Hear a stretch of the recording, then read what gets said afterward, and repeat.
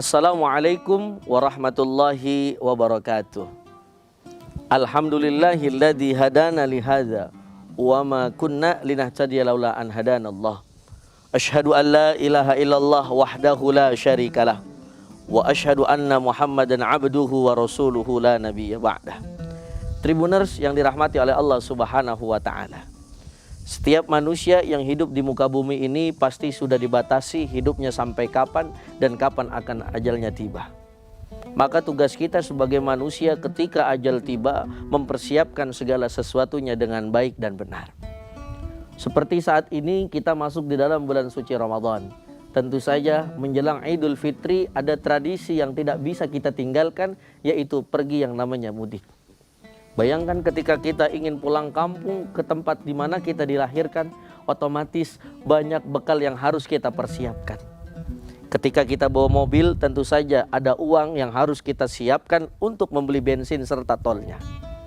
Sama ketika dia memakai motor, tentu saja banyak persiapan-persiapan yang harus disiapkan supaya sampai kampung tempat kelahirannya datang dengan keadaan enak dan tenang. Begitu juga kita manusia yang nanti akan mudik ke dunia yang namanya tahap kematian. Yang mana tahap kematian ini harus kita pergunakan, harus kita persiapkan dengan matang, terutama dengan amal-amalan saleh. Makanya sampai dikatakan di dalam Al-Quran, tidak ada yang mampu ketika ajalnya tiba bisa mengakhiri ataupun nanti-nanti saja. Seperti firman Allah di dalam surah Al-A'raf ayat 34. A'udzu billahi minasyaitonir rajim. Bismillahirrahmanirrahim. Wa likulli ummatin ajalun fa idza jaa ajaluhum la yastakhiruna sa'atan wa la yastaqdimun. Maka ketika sudah malaikat Israel ditugaskan oleh Allah Subhanahu wa taala, ya Israel cabut fulan, maka kita manusia tidak bisa menunda-nunda daripada kematian kita. Maka dari itu kita persiapkan dengan baik dan benar. Salat kita jaga 5 waktu, jangan sampai kita tinggalkan. Maka ada sebuah syair, walaupun hidup 1000 tahun bila tak sembahyang, apa gunanya walaupun hidup 1000 tahun bila tak sembahyang, apa gunanya. Karena modal utama daripada kita menghadapi kematian adalah bagaimana salat kita. Bahkan ditekankan kembali dalam Al-Quran, fayuqula rabbi laula akhartani ila ajalin qarib fa asaddaqa wa akum minas salihin. Maka ketika kita meninggal dunia, ajal kita tiba, kita dihantarkan oleh keluarga kita sampai liang lahat, sampai kuburan.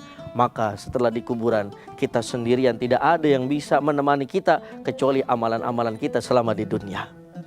Apalagi ada sabda baginda Nabi Muhammad sallallahu alaihi wasallam, seluruh amalan kita bakal terputus kecuali 3 hal. Yang pertama adalah sedekah jariyah. Yang kedua aw ilmun yuntafa'u bih, ilmu yang manfaat. Yang ketiga adalah waladun saleh yad'ulah.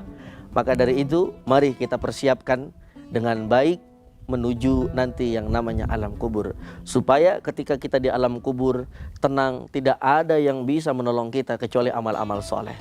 Tribuners yang dirahmati oleh Allah Subhanahu wa taala, mari sama-sama kita maksimalkan daripada akhir-akhir bulan Ramadan ini dengan baik dan benar. Karena kita tidak tahu apakah umur kita masih panjang atau sudah sampai sini saja.